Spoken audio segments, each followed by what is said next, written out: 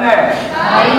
아, 역시 무슨 팬클럽 같은 곳에 항상 앉아 계시는데 감사합니다. 저도 한 주 동안 건강하게 잘 지냈습니다. 오늘도 지난주에 이어서 인증샷입니다. 건강하게 지내고 있다는 것을 인증하기 위해서 제가 열심히 운동하고 있는 장면을 찍어봤습니다.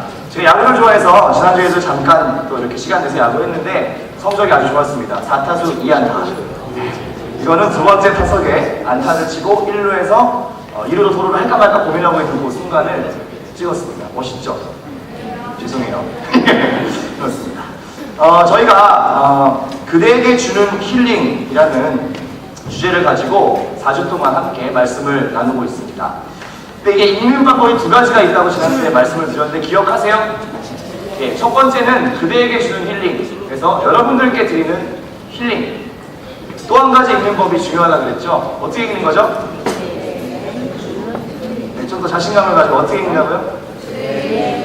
그렇습니다. 그대에게 주는 힐링. 그래서 이 주에다가 포인트를 딱 찍어갖고 두면은 어떤 의미냐면 이 하나님께서만이 우리의 온전한 치유자, 회복케 하시는 하나님이시다 이런 뜻으로 그대에게 주는 힐링 이렇게 두 가지 의미가 있었습니다. 그래서 우리가 예수님을 만나서 그 삶이 새롭게 변화된 4명의 인물들을 우리가 한 주씩 알아보고 있습니다. 오늘은 외로움이라는 주제를 가지고 한 여인의 이야기를 나눠볼 겁니다.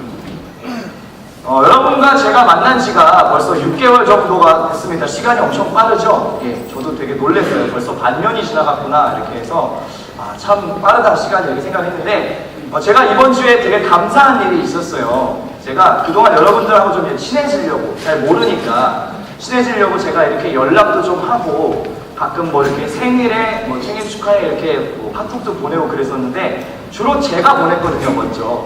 근데 이번 주에 여러분들이 저한테 카톡을 그렇게 많이 보내주셔가지고 제가 막 너무 감동이 되는 거예요. 이 친구들이 자발적으로 먼저 나에게 카톡을 보내다니 그 감동적인 메시지를 제가 몇 가지 너무 좋아하고 캡처를 해놨습니다. 진짜 여러분이 이번 주에 이걸 그렇게 많이 보내시더라고요 저한테. 네? 아니 모두의 국민게임 모두의 마음으로 초대했어요. 그 다음날 또 이거 푸사 있으니까 자기 거이신 분은 회개하세요. 보내시고 어제 설교 준비 막 진지하게 하고 있는데 뭐가 와갖고 봤더니 클로버를 보냈어요. 네, 좋습니다. 저는 좋아요. 보내시는 건 좋은데 앞으로 이거 보내실 때 너무 이것만 딱 오면 되게 정이 없잖아요. 전도사님 저 누군데요? 클로버 이렇게 보내시면 제가 좀 더 이렇게 답도 해드리고 이렇게 하도록 하겠습니다. 제가 어제 너무 마음이 안 좋아서 여기 썼죠. 크크크 이러지 마 이렇게 제가 써놨는데 예, 여러분 보내시는 건 참 좋습니다. 저는 여러분들하고요 이렇게 소통하는 게 참 재미있더라고요. 여러분들 어떻게 지내시나 해서 저 뭐 페북도 자주 들어가서 여러분들 이야기를 좀 들으려고 그러고 카스도 이렇게 좀 보면서 무슨 생각들을 하는지 이렇게 좀 이렇게 보기도 하고 요즘 밴드도 있잖아요. 그래가지고 선생님들도 요즘은 밴드로 많이 이렇게 이야기하시고 하니까 서로 이렇게 소통할 수 있어서 참 좋더라고요. 근데 제가 여러분들이 대화하는 그 패턴을 잠깐 분석해 보니까 굉장히 재밌는 걸 발견했어요. 여러분들 말이 진짜 많아요. 아세요? 평상시엔 별로 없거든요. 이렇게 1대1로 만나서 얘기하면 별로 없는데 온라인상에서는 그렇게 말이 많더라고요. 근데 그 말들의 대부분이 별로 내용은 없어요. 거의 뭐 이런 거예요. 그러니까 사실 중요한 거는 여기서 알겠어, 오키 이 부분인데 뭐 크크가 엄청나게 많죠. 그래서 여러분 뭐 얘기 들어보니까 새벽 2, 3시까지도 안 자고 한 3, 4시간 동안 연속으로 막 카톡 하신다면서요. 저는 깜짝 놀랐어요. 정말 말이 많으시구나. 근데 제가 여러분들의 페북이나 아니면 뭐 이렇게 카스나 보다가 보면요 가끔 제가 좀 이렇게 덜컥 겁이 나는 글들이 있어요. 어떤 글들이냐면 이게 좀 밝은 소식, 이게 좀 아름다운 소식을 전하는 글들도 있는 반면에 굉장히 그 무거운 글들이 올라올 때가 있어요. 되게 이렇게 뭔가 일 저지를 것 같은 그런 글 있죠. 이거는 이제 여러분들은 아니고 제가 아는 어떤 한 온라인상의 친구인데 이 친구는 여러 가지 마음에 좀 어려움이 있는 친구여서 가끔씩 이런 좀 무서운 글들을 올립니다. 뭔가 당장 죽을 것 같은 그런 글들을 막 올리는데 제가 이거를 보면 되게 놀래요. 괜찮은가 하는 생각이 들어서 놀래가지고 뭐 이렇게 답글도 달아주고 좀 격려도 해주려고 많이 애를 쓰거든요. 근데 여러분들 중에도 뭐 아주 극단적이진 않지만 되게 막 짜증난다, 막 우울하다, 좀 슬프다 뭐 이런 글들을 올리시는 분들이 꽤 있습니다. 그럴 때만 제가 좀 나름대로 이렇게 토닥여주고 격려를 해주려고 애쓰는데, 근데 이게 보니까 그렇더라고요. 여러분이 진짜로 죽는 경우는 잘 없는 것 같고, 약간 마음이 그렇다는 거죠. 내가 힘들다, 내가 좀 마음이 그런데 좀 알아달라, 내가 좀 상황이 이렇다, 그런 좀 어필을 하는 것 같더라고요. 그래서 여러분들이 왜 그렇게 말들이 많고 이렇게 뭔가 누가 보는지도 모르는 그 공간에 왜 이렇게 이야기를 하고 싶어 할까 생각해 보니까, 여러분들이 나름대로 하고 싶은 얘기가 있는 거예요. 나를 좀 알아달라, 내가 좀 이렇다, 내 마음 좀 이해해줘, 그런 이야기들을 여러분들이 이렇게 가상 공간에 또 열심히 쓰고 그렇게 하는 게 아닌가 하는 생각이 들었습니다. 근데 알아주는 사람이 있으면 그래도 좀 괜찮아요. 반응해주는 사람, 뭐 좋아요라도 하나 눌러주고 댓글이라도 하나 써가지고 그렇구나, 힘들구나 얘기해주는 사람이 있으면 괜찮은데, 문제는요, 그런 사람이 아무도 없을 때 일어납니다. 정말 내가 혼자밖에 없다, 아무도 내 생각하는 거, 내 마음이 어떤지 아무도 모른다, 이런 기분이 들기 시작하면요, 여러분 진짜 사람이요, 극단적인 방향으로 생각이 흘러가기 시작합니다. 정말 목숨을 끊거나 자기 스스로 삶을 포기하는 그런 일들도요, 여러분들이 저지르기도 한다는 겁니다. 여러분, 청소년이 사망하는 원인 중에 가장 높은 게 자살이라는 거 혹시 알고 계셨습니까? 제가 이걸 알고서 되게 놀랐어요. 청소년이 1년에 317명, 그러니까 거의 1년에 1명 정도가요, 자살로 목숨을 잃는다고 합니다. 여러분 나이대의 친구들이요. 그리고 실제로 자살 기도를 하는, 실제로 뭔가 자살을 시도하는 친구들은 20배가 넘는다고 해요. 거의 6,000명 가까이 되겠죠. 그리고 실제로 행동에 옮기지는 않지만 죽고 싶다, 살고 싶지 않다, 이런 생각을 하는 친구들은 뭐 통계적으로 한 30% 이상 된다고 하는데요. 제가 봤을 땐 통계가 30%니까 아마 여러분들 말은 안 했지만 더 많은 친구들이 한 번쯤 그런 생각을 하면서 살지 않을까 저는 생각을 해봅니다. 원인을 분석해 보니까 여러 가지 이유가 있더라고요. 성적, 진학 문제, 아니면 뭐 가정의 경제적인 어려움, 뭐 직장의 문제, 여러 가지가 있지만 저는 이 모든 걸 합쳐서 이렇게 이해를 하고 싶습니다. 이 상황들을 아무도 알아주지 않기 때문입니다. 외로운 겁니다. 내가 가진 이런 문제들, 내가 가진 고민들, 정말 누군가에게 말하고 싶고 털어놓고 싶은데 아무도 들어주지 않는다라고 느꼈을 그때에 여러분들이 정말 외롭다, 나는 혼자다 라고 생각하는 겁니다. 실제로 그렇지 않은데도 불구하고 그렇게 오해하고 극단적인 선택을 하고 마는 것입니다. 외로움은 그런 겁니다. 내가 혼자 있는 것 같다, 아무도 나를 이해하지 못할 거다라는 그 마음, 여러분 한 번씩은 다 느껴보셨죠? 저도 여러분 나이 때 그런 고민들을 많이 했던 것 같습니다. 내 이 속상함을 누가 알까? 내 기분을 과연 누가 알아줄까?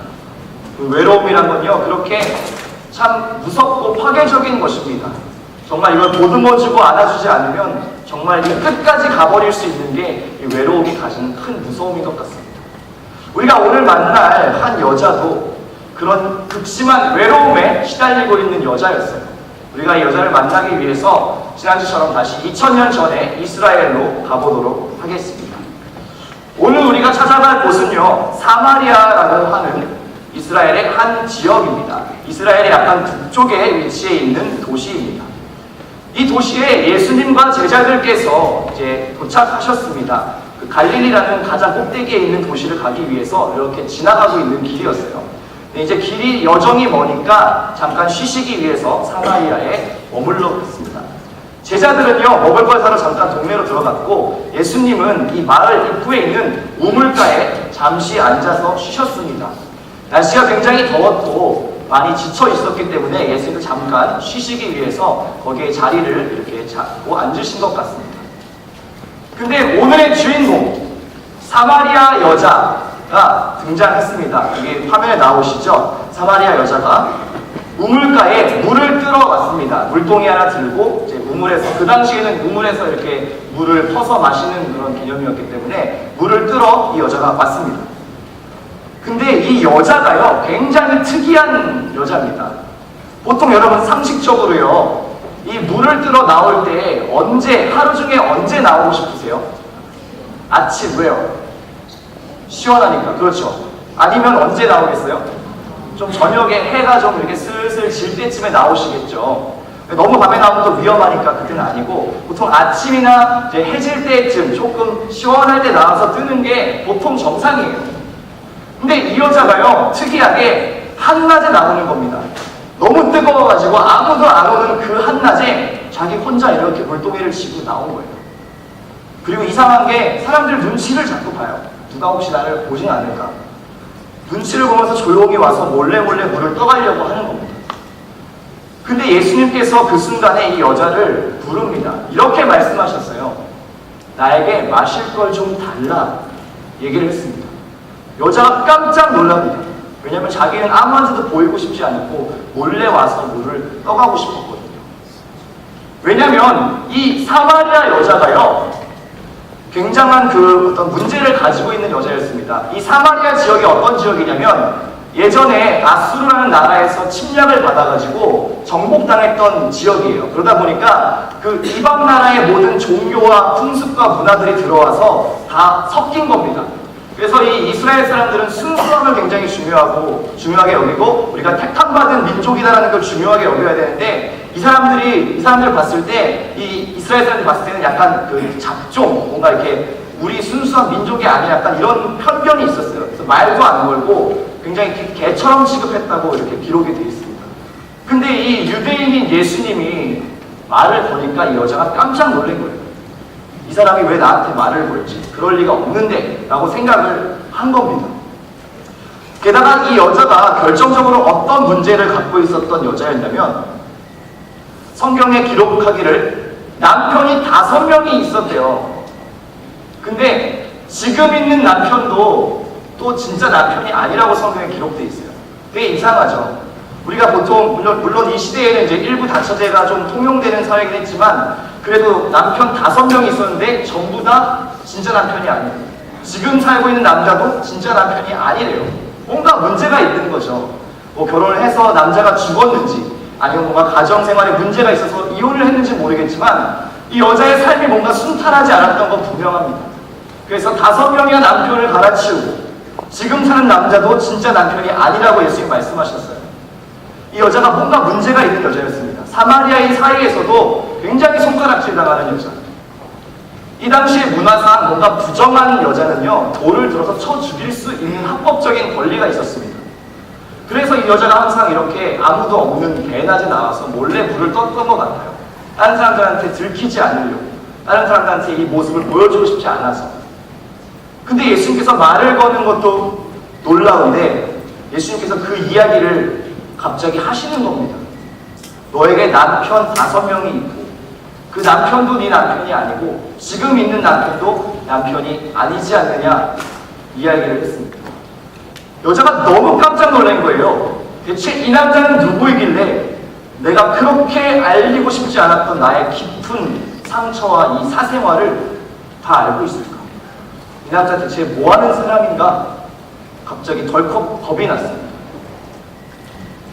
예수님께서 그 여자의 흔들리는 눈빛을 보고 이렇게 말씀하셨습니다. 내가 주는 물을 마시면 영원히 목마르지 않을 거다. 네가 이 우물물을 매일매일 떠서 마셔도 다시 목마르게 되겠지만 내가 주는 물을 마시면 영원히 목마르지 않을 거야 라고 예수님께서 말씀하셨습니다. 여자는 너무나 관심을 가지기 시작했어요. 왜냐하면 매일매일 몰래 와서 물을 떠야 되는 이게 얼마나 고통스러운 일이겠어요. 내가 너무나 감추고 싶은 것, 사람들이 나를 사람 취급을 안 해줘서 몰래 와서 정말 뭐 죄진 사람처럼 물을 떠가는 그 매일의 삶을 반복해야 되는데 예수님이 한 번만 마시면 다시는 목마르지 않을 물을 줄 수 있다라고 얘기를 하신 거예요. 이 여자가 얼마나 그게 관심이 갔겠어요. 당장 달라고 얘기했습니다. 나한테도 그런 물을 주십시오. 내가 다시는 목마르지 않게 그 물을 나에게 주십시오라고 이 여자가 요청합니다. 근데 여러분, 이 물은요, 정말로 이렇게 한 모금 꿀꺽 마시면 죽을 때까지 목마르지 않은 그런 물은 아니었어요. 그런 물리적인 물은 아니지만 예수님께서 자기 자신을 대해서 영원한 물, 나를 한 번 만나면 정말 그 모든 문제들을 다 해결받고 다시는 세상의 여러 가지 것들로 채우지 않아도 괜찮은 그 영원한 생명의 물, 본인 자신을 예수님이 그렇게 비유하신 겁니다. 근데 여자는 깨닫지 못했어요. 그냥 그런 물이 있으면 참 좋겠다. 왜냐하면 다시는 여기 물 들어 안 와도 괜찮으니까. 이 지긋지긋한 짓거리 더 이상 안 해도 괜찮으니까 그 물 좀 주십시오. 이렇게 이야기를 했습니다. 예수님께서는 그 모든 것들을 설명하십니다. 나를 만나라. 나를 만나라. 이 여자가 그 전까지 얼마나 많은 세상적인 것들로 자기를 채우려고 했겠어요. 왜냐하면 만족이 안 되는 겁니다. 이 남자를 만났는데 뭔가 문제가 있어요. 다른 남자를 또 만났어요. 만족이 안 돼요. 다른 것들을 또 채웠어요. 또 채웠어요. 근데 계속해서 드는 그 마음의 공허함은 해결되지 않았다는 거예요. 그 목마름들이 만족이 안 됐더라는 겁니다. 여러분도 혹시 그런 모습이 있지 않으세요? 내 안에 깊은 외로움, 뭔가 위로받고 싶고 알아줬으면 좋겠고 채워졌으면 좋겠는 그런 기분이 있는데 그게 잘 안 될 때마다 여러분 여러 가지 것들을 찾지 않으십니까? 친구들을 찾고 게임을 찾을 수도 있고 어떤 먹는 걸 탐할 수도 있고요. 여러 가지 것들을 여러분이 찾아서 그걸로 내 삶의 만족을 느낄 수 있겠다라고 여러분들이 하시는지 모르겠습니다. 여러분뿐만이 아니라 어른들도 똑같습니다. 돈이나 명예나 여러 가지 것들을 통해서 만족을 해보려고 수없이 애씁니다. 하지만 오늘 예수님께서 분명히 말씀하십니다. 그런 것들은 다시 목마르게 된다. 아무리 채우고 채워도 다시 갈증이 나게 된다. 다시 외로워지게 될 거다. 다시 마음에 공허함이 생길 거다라고 말씀하십니다. 예수님만이 오직 예수님을 만나는 것만이 여러분의 근본적인 마음의 외로움들을 해결할 수 있는 것입니다. 여러분의 삶에도요, 여러 가지 아픔들과 고민들이 있을 줄 압니다. 저나 선생님들, 정말 여러분들을 잘 헤아리고 이렇게 보듬어주기 위해서 많이 수고하고 애쓰세요. 근데 여러분 되게 미안한 얘기인데요. 저희가 아무리 노력을 한들 여러분들을 100% 다 이해할 수는 없습니다. 왜냐면 사람이기 때문에 그래요. 여러분들이 가지고 있는 정말 무슨 생각을 하는지 하나하나까지 다 이해하고 헤아려주면 참 좋을 텐데 그게 쉽지가 않습니다. 왜냐하면 선생님들도 저도 똑같은 사람이기 때문에 그렇습니다. 물론 노력은 하죠. 열심히 도와주고 열심히 들어주고 애는 쓰지만요. 여러분도 느끼실 거예요. 하지만 선생님들도 때로는 전도사님도 목사님도 정말 내 마음 다 알아주지 못하는 것 같다. 그런 생각 여러분 드실 수 있을 거예요. 정상이에요. 괜찮습니다. 여러분들에게 도전하고 싶은 건 이 한 가지입니다. 여러분의 마음속에 있는 그 정말 채워지지 않는 깊은 외로움의 문제, 깊은 내면의 문제들은요, 오직 주님만이 채우실 수 있습니다. 저는 원래 우리가 그렇게 만들어졌다고 생각해요. 다른 것들로 채울 수 없는 어떤 공간이 우리 안에 있다고 생각합니다. 오직 주님만이 채우실 수 있는 그 공간, 다른 것들로 아무리 채우려고 해도 다 만족할 수 없는 그 공간이 저는 우리 안에 있다고 생각합니다. 여러분, 어떤 것으로 여러분의 외로움을 채우시겠습니까? 나를 정말 알아줬으면 좋겠고, 정말 내 이야기를 들어줬으면 좋겠고, 내가 너무나 힘들어서 어려울 때 누구에게도 말할 수 없는 그 아픔들을 여러분 누구에게 이해받으시겠습니까? 사람이 아닙니다. 친구가 아니고요. 때로는 부모님도 선생님도 다 이해해줄 수 없는 것이 있을 겁니다. 여러분, 주님께 나아가십시오. 여러분들의 그 있는 모습 그대로를 가지고 주님께 나아가십시오. 목마릅니다. 내 안에 깊은 외로움이 있습니다. 오랫동안 해결되지 않았던 고민이 있습니다. 아무에게도 말할 수 없는 그 아픔이 있습니다. 주님께서 아시죠? 주님께서 채워주십시오라고 여러분 그렇게 주님 앞에 나아가셔야 합니다. 어떤 것으로 여러분의 마음을 채우시겠습니까? 마지막으로 이 여인의 이야기를 드리려고 합니다. 이 여자는 예수를 만난 이후에 삶이 변했습니다. 무엇보다 가장 큰 변화는요, 날마다 들고 왔던 그 무거운 물동이를 버렸다라고 성경은 기록하고 있습니다. 물론 이 여자가 매일매일 살기 위해서 물을 마셔야 하는 건 변함이 없겠지만 이제 주님을 만났기 때문에 그 다른 것으로 자기의 삶을 채우려고 했던 그 모든 것들이 이제는 필요하지 않게 되었다는 겁니다. 날마다 채우려고 애썼던 그 수고했던 물동이 이제 없어도 괜찮다는 겁니다. 주님을 만났기 때문에 그렇습니다. 여러분, 오늘 여러분의 마음 가운데에도 그런 주님이 찾아오셔서 다른 어떤 것으로 만족해 할 수 없는 내 마음 주님께서 채워주시는 은혜가 있었으면 좋겠습니다. 외로움, 여러분 다른 것으로 채우려고 애쓰지 마십시오. 외로움은 주님을 만날 수 있는 가장 좋은 자리입니다. 주님을 만날 수 있는 가장 좋은 자리. 여러분들의 그 외로움의 자리에서 주님을 선택하시는 은혜가 있기를 간절히 소망합니다. 함께 기도하시겠습니다. 사랑의 하나님 감사